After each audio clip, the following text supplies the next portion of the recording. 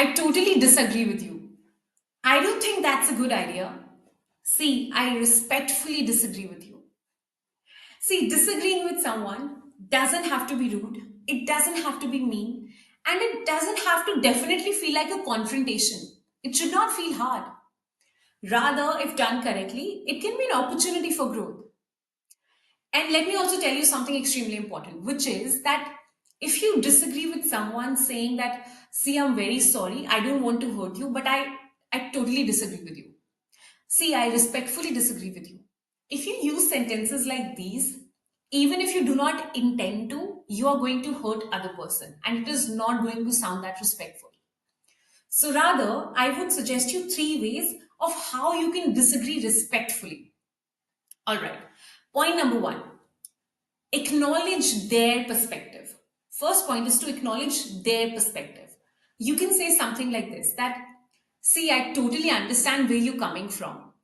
When you acknowledge their when you acknowledge their perspective by saying that I totally understand where you're coming from, you express that you respect their opinion. So it's extremely important. Second point, clearly state your perspective. And when you clearly state your perspective, use I statements. Don't use we statements. Okay, use I statements. For example, look, I feel differently about this because of my XYZ experience. When you say it like this, you are showing that it is your opinion without attacking their opinion, right?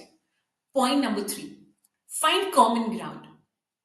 For example, you can say something like this that I understand that we view this differently. We have different perspectives on this, but I'm sure that we both want and we both care for the same goal. We both care for the same outcome. This is how respectfully you can disagree with someone.